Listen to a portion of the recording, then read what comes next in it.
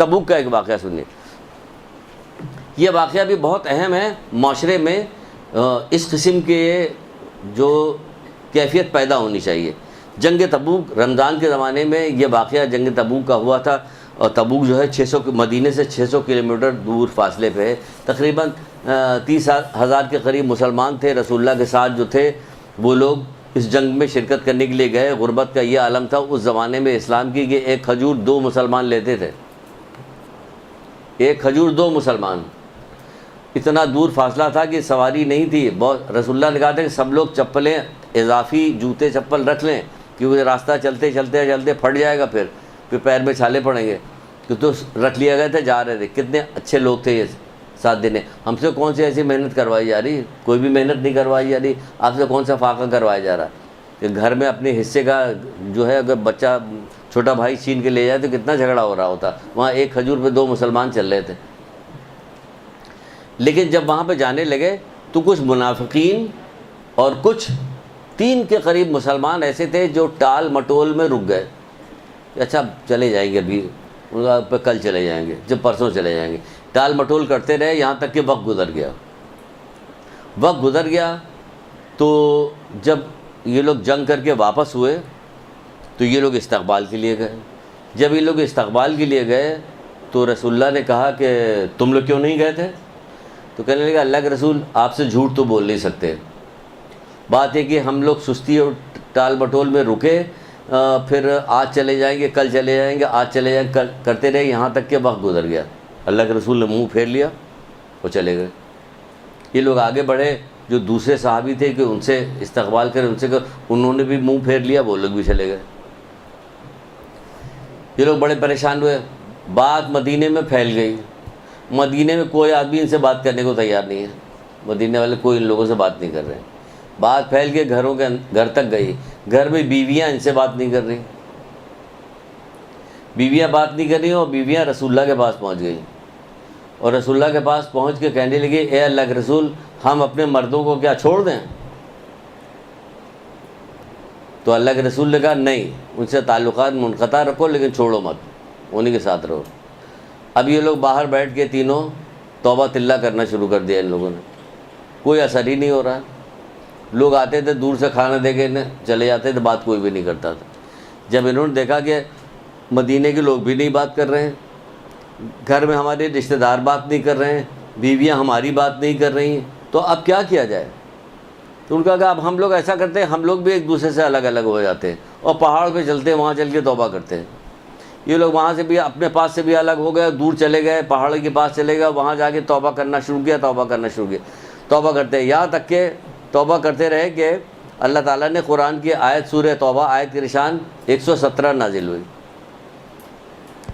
کیا نازل اس میں اللہ تعالیٰ کے ارشاد ہوا کہ ایک جماعت کے دلوں میں کجی پیدا ہو گئی تھی, پھر اللہ تعالیٰ نے ان کی توبہ قبول کر لیا اور ان پہ ترس کھا کے مہربانی ان پہ کی. کیا ہوا؟ اب توبہ جا کے قبول ہوئی. کیوں قبول ہوئی؟ اس میں کیا سبق ہمارے لیے ملتا ہے؟ کیا ملتا ہے؟ ملتا یہ ہے کہ جب کسی آدمی نے کوئی گناہ کیا, لوگوں کو پتہ چل گیا, ہم اس سے راضی ہیں. راضی رہتے نا, کہاں کوئی بولنے کو تیار. ہم سے کیا مطلب؟ ہم کہتے ہیں کہ ہم سے کیا مطلب, ان کا لڑکا یہ تو ہم سے کیا مطلب, ان کی لڑکی وہ تو ہم سے کیا مطلب. سب ایک دوسرے کو کہتے ہیں کہ ہم سے کیا مطلب, ہم سے کیا مطلب. تو کیا ہوتا ہے کہ پریشر نہیں ہوتا. پہلے پریشر ہوتا تھا. پہلے زمانے میں چچا کو دیکھ کے ڈر جاتے تھے لوگ, ماموں کو دیکھ کے ڈر جاتے تھے لوگ, خالہ کی عزت کر رہے ہوتے تھے. اب ایسی اس زبان کی وجہ سے اور روزانہ ہر وقت ملنے کی وجہ سے اور زبان درازی کی وجہ سے بیٹھ کے جہاں بیٹھ کے اتنی فضول باتیں, اتنی فضول, بچے ادھر سے گزر رہے ہیں, آ رہے ہیں, جا رہے ہیں, لڑائی جھگڑا ہو رہا, بدتمیزی کی باتیں ہو رہی. کیا ہوگا؟ ان کے دل میں جو ہے رشتہ داروں کے وقت گھٹتی جاتی. تبھی ماں باپ کو منع کیا گیا ہے کہ ماں باپ بچوں کے سامنے لڑائی جھگڑا نہ کرے, ورنہ بچوں کے دل میں ماں باپ کی وقت گھٹ جائے گی. ماں باپ کی وقت گھٹ جائے گی تو کیا ہوگا؟ ان کا کہنا نہیں مانیں گے تو نقصان ہوگا, دوہرا نقصان ہوگا. ایک تو وہ جس بات سے منع کر رہے ہیں اس کے نقصان کے لیے وہ, دوسرے ماں باپ کا کہنا جو نہیں مان رہا وہ, یہ 2 گناہ اس کو مل رہے ہیں. تو پہلے کیا ہوا؟ کیا کیا ان لوگوں نے؟ سب لوگوں نے چھوڑ دیا. تو ان لوگ توبہ کے اوپر مائل وہ کس قدر سختی کے ساتھ توبہ کی. پھر اللہ تعالیٰ کی طرف سے قرآن کی آیت میں نازل ہوئی. ہمارے یہاں کوئی چیز ہونے کو تیار ہی نہیں ہوتی, کوئی کسی کو کچھ کہنے کو تیار نہیں, کوئی کسی کو سمجھانے کو تیار نہیں, کوئی کسی کی بات ماننے کو تیار نہیں. کوئی مانے گا نہیں آپ کی بات, آپ کہتی رہی, کوئی مانے گا نہیں. ماحول معاشرہ ایسا بن گیا کہ کوئی سننے کو تیار نہیں مان رہا, کیونکہ آپ بھی ایسی ہو گئی, مخلص نہیں رہ گئے. خالہ جو ہے بھانجی سے مخلص نہیں ہے, ماموں جو ہے وہ بھانجے سے, چچا بھتیجے سے مخلص نہیں, بھتیجا چچا سے مخلص نہیں, کیونکہ تعلیم کو ہٹا دیا, علم کو روک لیا گیا, کسی چیز کے بارے میں معلوم نہیں. بس جو دنیاوی علم حاصل کر لیا وہ ہنر ہے. دنیاوی علم تو ہنر ہے, وہ ہندو مسلمان سکھ عیسائی کافر سب کے پاس ہے. یہ وہ علم جو قرآن و حدیث کا علم تو مومنین کے پاس ہے, تو مومنین سے یہ والا علم بھی چھین لیا. جب کبھی شروع کی کلاسز جو نئی ہوتی ہیں اس میں جب علم کے فضیلت کی بات بتائی جاتی ہے تو ایک آدھ بندہ کوئی ہمت کر کے, نئی کلاس ہوتی ہے, ہمت کر کے پوچھتا ضرور, تو کیا دنیاوی علم حاصل کرنے کا کوئی فائدہ نہیں ہے؟ اب تک دنیاوی علم حاصل کرنے تو کبھی نہیں پوچھا کہ کیا آخرت کا علم حاصل کرنے کا کوئی فائدہ ہے یا نہیں فائدہ. جب سے آخرت کے علم کے فائدے کا بتایا جانے لگا فوراً دنیاوی علم آ گیا. دنیاوی علم تو دنیا میں دو ہوتا ہے, مومن ہوتا ہے یا جاہل ہوتا ہے. انہیں پتہ چلا مومن جاہل نہیں ہوتا, یا مومن ہوتا ہے یا جاہل ہوتا. مولا کے قول نہیں ہو, یا مومن ہوتا ہے یا جاہل, پتہ چلا مومن جاہل نہیں ہوتا. تو جب مومن کیا کام ہوتا ہے, پڑھا لکھا. کہاں مومن پڑھا, دینی علوم حاصل کرنے کو تو بڑی زیادہ مصیبت کی بات سمجھی جا رہی ہوتی. یہاں ہر بات میں یہی بتایا جاتا کیا مصیبت کے. یہ دیکھو کتنی بڑی مصیبت پڑ گئی اس کی وجہ سے کہ ہم لوگوں نے امر بالمعروف نہی عن المنکر چھوڑ دیا, ایک دوسرے کو برائی سے روکنا چھوڑ دیا ہم لوگوں نے. جب چھوڑ دیا ہم نے تو دیکھیں سب کا سب ڈوب گیا, سارا معاملہ ڈوب گیا, سب خراب ہو گیا. اب ہم ہاتھ ملتے رہتے کہ ہمارا لڑکا کسی طرح سے ہماری بات نہیں مان رہا. اسے پتا کہ چچا کیا کر لیں گے, ہمارا ماموں کیا کر لیں گے, ہمیں کوئی کچھ نہیں کہے گا. جتنی بدتمیزی کر سکتے ہو کرو ماں باپ سے, جتنی بدتمیزی کر سکتے ہو شوہر کے ساتھ کرو, شوہر جو ہے بیوی کے ساتھ کرے. معلوم ہے کوئی کچھ کہنے والا نہیں, کچھ نہیں کہیں. ان کو جو ہے پورے معاشرے نے چھوڑ دیا.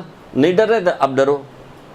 یہ ڈر گئے, پورے معاشرے نے چھوڑ دیا کہ جاؤ کوئی تم سے بات نہیں کرے گا.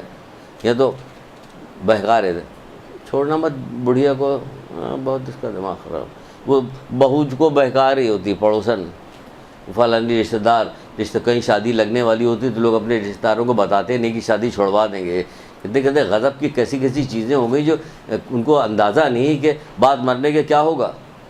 کہ جب مریں گے تو دیکھا جائے گا کیا ہوگا. نہیں, اس وقت نہیں دیکھا جائے گا, ابھی دیکھ لو, اس کے بعد کچھ نہیں دیکھو گے. پھر تو وہ لوگ دیکھیں گے, وہ تو وہ دیکھ رہے ہوں گے, کیڑے دیکھیں گے, گرز دیکھے گا, مارنے والا دیکھیں گے, پھر تو وہ دیکھیں گے. تم کیا دیکھو گے, تم تو مجبور ہو گے, ہاتھ پر بندھے ہو گے, پڑے ہو گے, کچھ بھی نہیں کر سکتے. ابھی دیکھنا ہے, اس وقت نہیں دیکھنا ہے. تو کیا کہ ہمیں ایک دوسرے کو روکنا ٹوکنا چاہیے مخلصانہ طور پہ. ایسا روکیے ٹوکیے گا تو کوئی برا نہیں مانے گا.